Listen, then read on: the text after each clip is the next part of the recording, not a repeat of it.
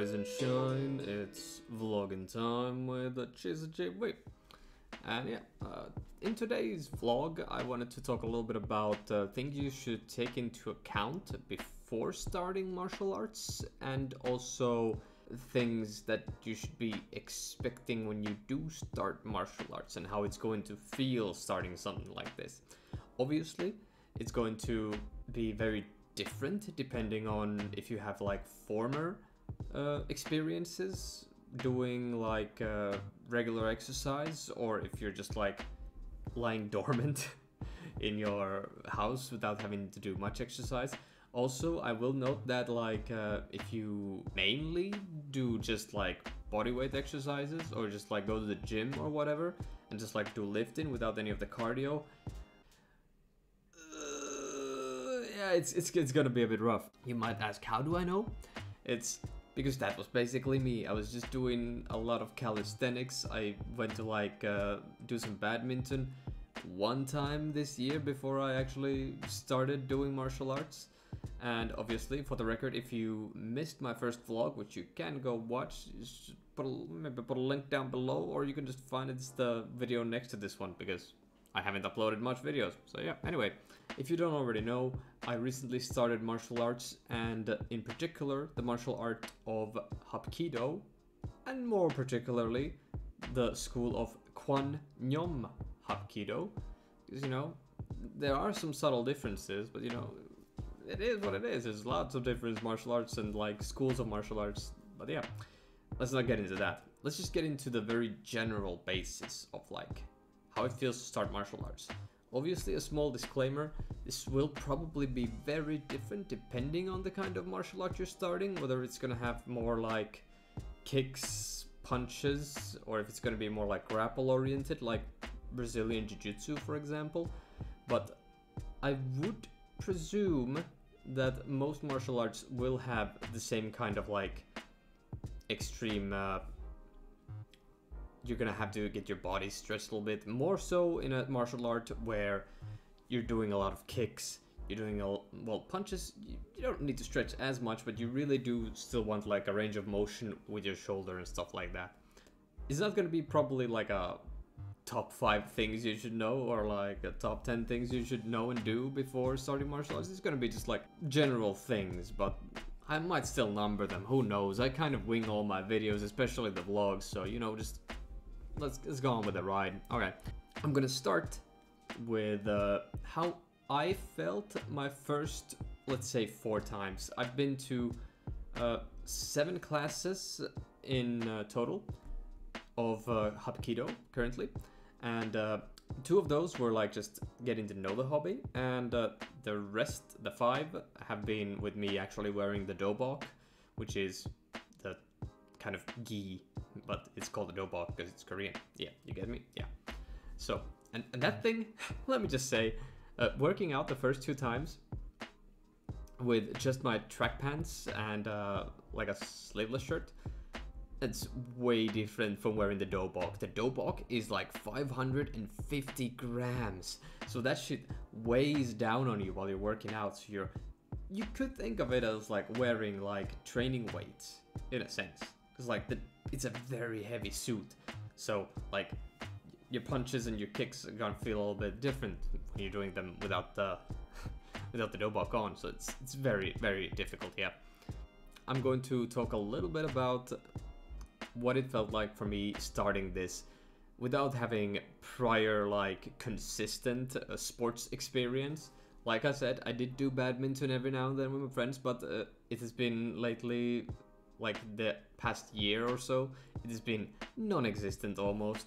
So I haven't gotten much cardio in. Obviously I get my 500 kilometers a day of walking mostly, but that doesn't like really give you the same kind of respiratory strength, one could say, that you would get if you actually like did football or like jogging or something like that, that actually gets your heart pumping and stuff. How does it feel starting martial arts when you're basically starting from like no prior sports experience consistently? Let me just say, it's gonna be rough. It's gonna be rough. And there's many variables that we'll take into account here, but like, okay, for one example, the space in which the dojang is, the air in the space is very different. And what I mean by that is like, when I kept doing very much like the cardio exercises, warm-ups and stuff like that, I would get dry mouth very fast, and it would be really bad. Like at some point I would try to like fight it, but even just thinking about it makes me it's bad. So I got really bad dry mouth, and I almost threw up because of it. And so I had to just like ask the instructor that if I could please go drink water. You know, usually we have like in Hapkido we just have like you can drink before the class obviously, and then we start doing some warm-ups, and then we'll do some stuff, and then there's like a general break when you can go drink water, and then we can go a little bit stretching.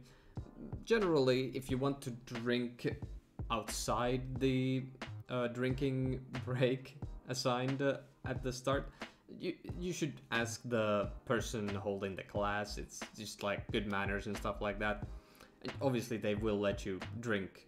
Like it's not that bad. It's just like, it's like a formality, you know. Just, can I go and grab a drink of water? My throat's drying up. Yeah, don't worry, for example, about that when you're starting. Like, the instructors will understand. Like, people will come from very different starting positions, and if you really need that drink, go and ask the teacher to get that drink. They're not gonna be like, no, no, you cannot go and drink. Now go back and give me 100 push-ups. It's not gonna be like that. And that's actually a fun lead up to a little thing I would like to add. Like, I don't know if people actually think this, but like, people might think that like people who practice martial arts are like really serious all the time and stuff like that. And I can't say this for everyone because it's obviously people are different, but my dojang, everyone has been absolutely wonderful, and a lot of them actually like just like talk casually like when we're doing exercises and stuff like that, and like everyone's been super nice, super welcoming. They understand like when you're starting out, you're not gonna be like familiar with all the terminology and stuff like that, so it's been super fun. And the head teacher is like this dude who's done this for a really long time, and he has such a fun approach to teaching Hapkido, which I really enjoy. He's like he likes to crack jokes a lot, and he like keeps putting emphasis in like, you should focus a lot on like things you like in the kit that they're teaching in Hapkido. So like, if you, for example, prefer to do an elbow uppercut to an like fist uppercut, then you should focus more on the elbow. Obviously, if you want to like progress the belts, you should learn to do at least, you know, the techniques you need. But like, for your self-defense kit, which you will be using if you need self-defense, you should probably go with the things that you enjoy. So like, do the elbow if you like the elbow. And one thing that really stuck with me that the head teacher said, or head instructor said, was he was talking about like one person got their certificate for their red belt, and then he was talking about like people have been like, yeah, it's the hardest belt, it's probably the red or the black belt. And it was like, no, it's that one right there. And then he pointed at me with the white belt, and I was like, yup. It was a super wholesome moment, because like, when you've come to the spot of like red belt and black belt, you've already done Hapkido for like a really long time and you're like dedicated. But when you're starting it and you're in the white belt, it's like you have to learn everything. You have to learn all the small things, and like it's probably going to be a lot harder for you to be at the white belt than it's going to be at the red belt, because the red belt, you've been doing this for a long time. So you're like living the martial art at that point, kind of. I'm doing a little bit of a sidetrack again. I was supposed to just talk about things that like you should take into account and things that I've noticed when I started martial arts, but then I just went a little tangent there when I told you a little fun story. I hope you like the story. I love it a lot.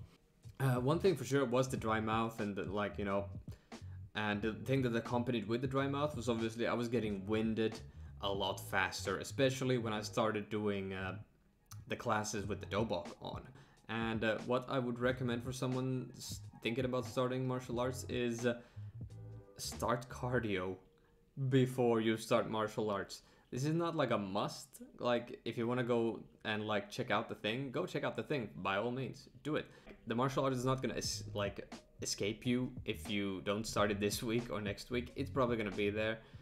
So I would recommend that before starting martial arts or getting to know it a little bit, you would start off with at least some form of cardio to like get your stamina up, because you're gonna be doing a lot. You're gonna, like, at the start of every class we do these warm-up exercises, and we will do this for a long time.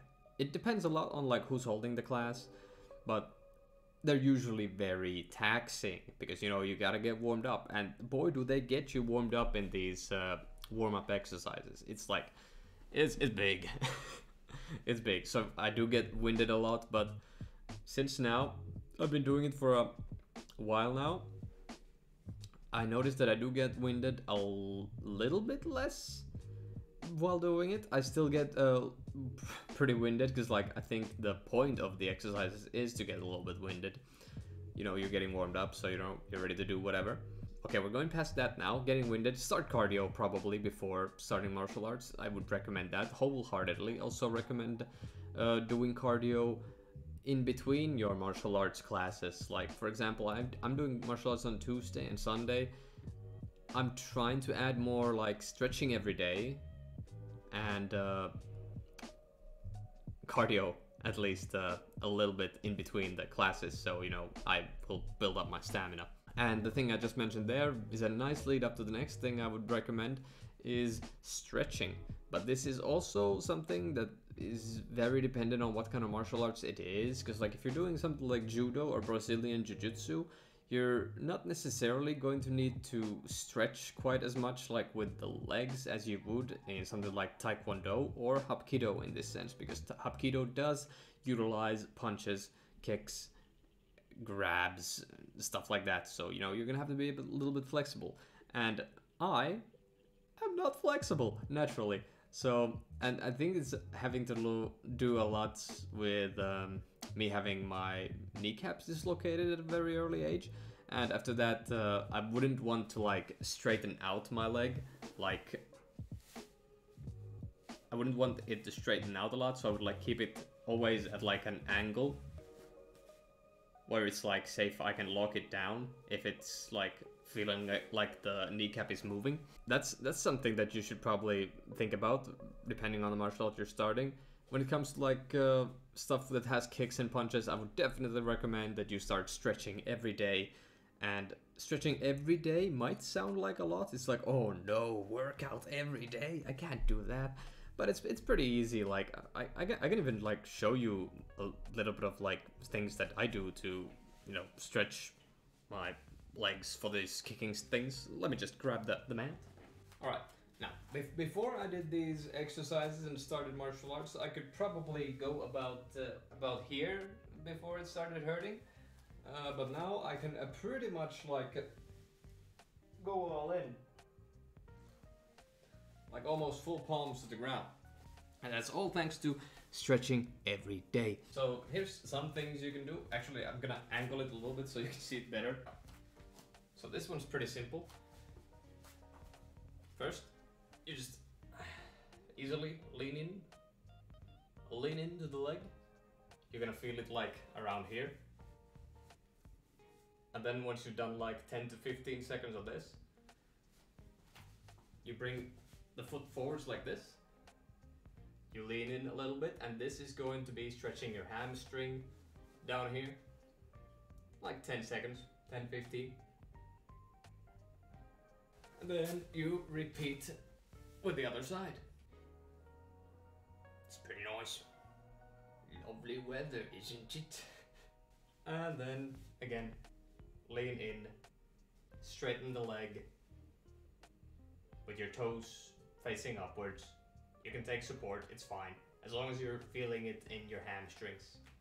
So that's like one thing I would recommend doing, especially, like I said, it might feel like a lot if you know, say like, okay, you have to stretch every day. It's not that bad. You can get this stretching in like before you go to bed. It's literally gonna take you like 5 minutes. You might even make it in 3 minutes or something like that. You don't actually need to do a whole long ass session of stretching to get your legs stretched out. And yeah, it's pretty cool. Going to the next thing, which is also very dependent on what martial arts you're starting, but essentially can be like a model to every martial art, is there are places in your body that are going to be extremely sore after these classes when you first start out. Especially in something like judo or hapkido, or aikido actually, where you will be doing exercises where you're practicing falling down. And I especially struggle with this, and still do struggle with it a lot, is the proper way to fall down. You would think that, yeah, I can fall down. No, you probably can't. There's a lot of nuance to it, and like just something as simple as like rolling is you're gonna have to like use your arm as like an extension. Like you're gonna roll with your arm, go into the elbow, into the back, and then you're gonna do the roll. So something like simple as a roll, if you like mess up the roll, it's gonna hurt your ass. It's probably gonna hurt your other places as well. Like if you don't give the right support or the angle with the elbow, you might actually get a pretty sore elbow from rolling the wrong way. Also in hapkido, one of the things that I struggle with it a lot is rolling backwards. Rolling backwards is something like that my brain is really having a hard time getting used to, but I'm getting a little bit better at it because I do have to master it to get to the next belt level. So yeah, rolling backwards also has a lot of things you have to think about, especially like with the neck. You have to like press your chin against your like chest, so you know you don't want to break your neck or anything, and you know don't roll on your neck. Your head shouldn't even touch the mat when you're doing the backwards roll.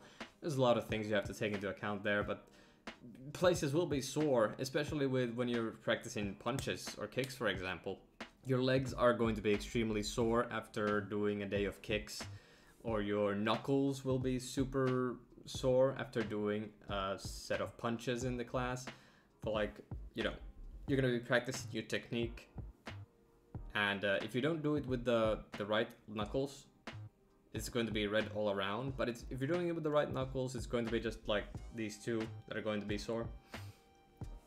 But yeah, that's another thing you should really take into account, that you're going to be sore. You're probably going to get bruises, but you know, you're starting martial arts, you're probably thinking that that's probably going to happen anyway. All right, so my tips would be start cardio before you start the martial arts.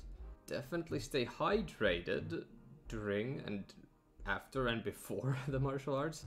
Not too hydrated, because you don't want to, go to the bathroom in the middle of the class. Cardio, stretching, hydration, and honestly, a positive mindset is probably all you're going to need as a prep for martial arts and starting it.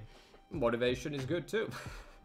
You can have many reasons for starting martial arts. You can do it for self-defense, you can do it for body control, you can do it for like you're interested in an art kind of reason, I guess, as well. There's a million reasons to start martial arts, but all of them should be valid, except maybe for like starting martial arts to want to beat someone up in particular in revenge purposes. I probably wouldn't say that that's the good reason to start martial arts, but can't really know if someone's doing that, so just don't do that, okay? Those are some of the feelings that I've had since starting martial arts, and I can say after 7 sessions now of doing it, I'm still very fascinated by it. Every class is very different, no class so far has been the same. I really enjoy that. It's super nice, super versatile. People are nice. Also, getting out of my comfort zone is good. And I can notice that like changes in my body is like, I'm being more flexible now. And obviously the cardio is still getting in there, but we're getting there. And yeah, it's super nice. I can wholeheartedly recommend at least trying it out. Like, go for like 2 classes. Usually a lot of martial arts schools will have like, you can get to know the hobby for like 2 classes for free. Not every class has this, but like at least they will have like a maybe a small fee for you to try it out or something like that. And I think it's totally worth it to try it out. It's super fun. It's an interesting way to like get your body control in there, and it can be very meditative. I have noticed for one that like so I work in IT as my 9 to 5, or in Finland it's like 7 to 15. So I work at IT, and there would be days when I would like come home and I would be super pissed because like some customer was getting on my nerves or being a douche. But like since starting Hapkido, I feel like it's been an outlet. Not to like say that I'm out there punching like bags and punching my anger away, but it's like it's something to get the energy, the pent-up energy out of your body. It sounds super like woohoo spiritual, like boo hockey, but it really does feel like I have a more positive mindset now that I've started the martial arts, and I'm like doing something active with my body and like learning new experiences, and doing it with new people and getting to know new people and learning this new skill. This is like you unlocked a new skill in a video game. It's pretty cool. There's a lot of variables when starting martial arts, but I would wholeheartedly recommend that you try it out if you feel an inkling to try it out. Did I have anything else? And I know probably you want to see what the dobok looks like, so you know what? Editing me, I'm gonna put some pictures up here of me wearing the dobok, maybe even a video of me doing some actions or something like that. I'm sure future editing me is gonna figure all that out, and it's going to be amazing. Yeah, thanks editing me, you're doing a stand-up job. Good on you, mate. But yeah, that has been today's vlog. I hope you enjoyed it, and if you want to see more, comment down below, like the video, subscribe to the channel. Let me know what you would like to know about Hapkido, or Kwangnyom Hapkido in particular, or if you would like to see me talk about other aspects of it, if you want to see me do techniques and explaining the techniques. I'm not doing too many techniques because I'm white belt, but you know, I'm learning things. That's cool. So yeah, thank you all for watching. Hope you all have a nice, wonderful rest of the day, and I'll see you all on the next one. Peace.